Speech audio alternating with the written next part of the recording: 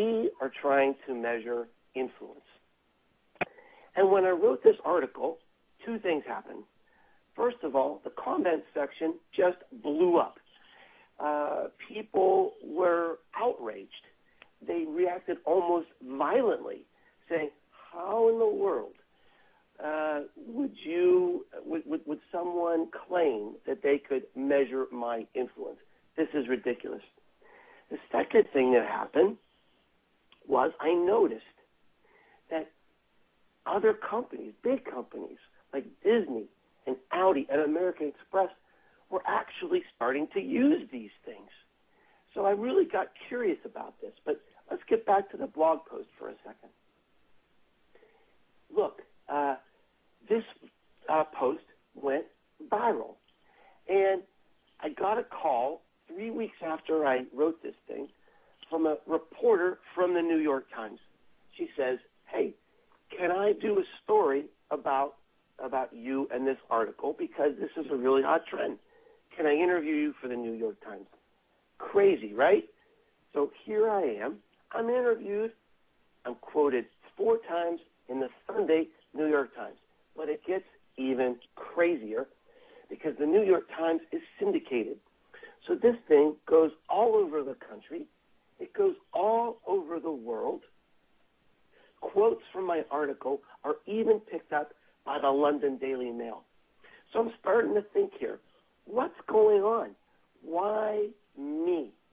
Why is my voice, my opinion, my influence traveling around the world? I'm not what you would normally consider to be, a kind of an influencer, right? I mean, I'm not a politician.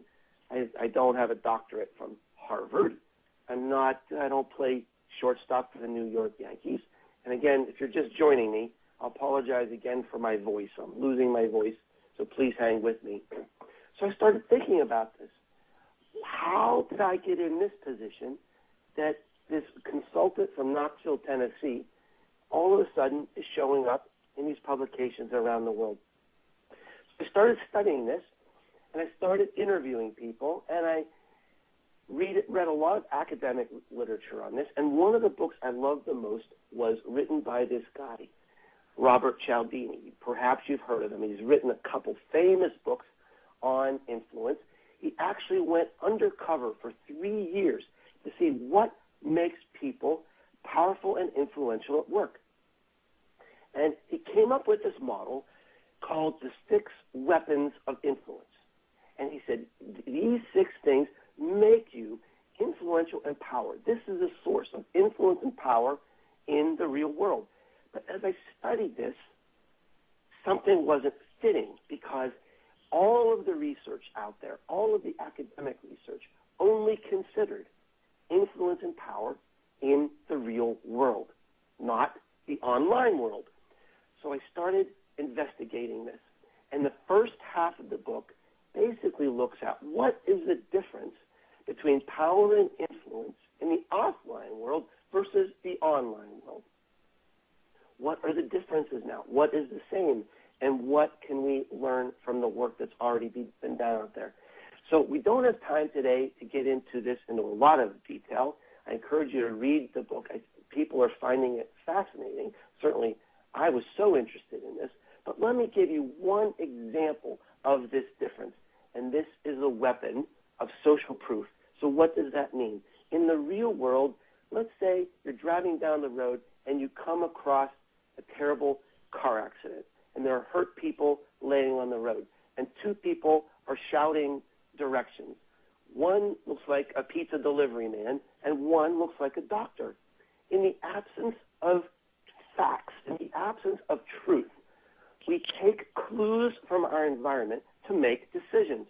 So in that example, we would probably listen to the doctor. Now, here's the big difference.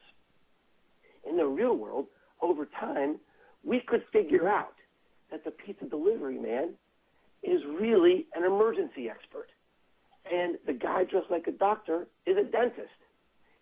So we could find more information. We could ask questions. We could listen to people we trust.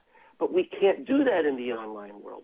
So these badges of social proof, like Twitter followers or Facebook likes becomes really important.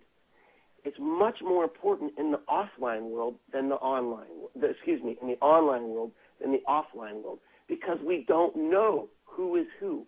And the information is so dense, we're looking for these badges, like even a clout score, or as I said, Twitter followers, to help us figure out who do we follow.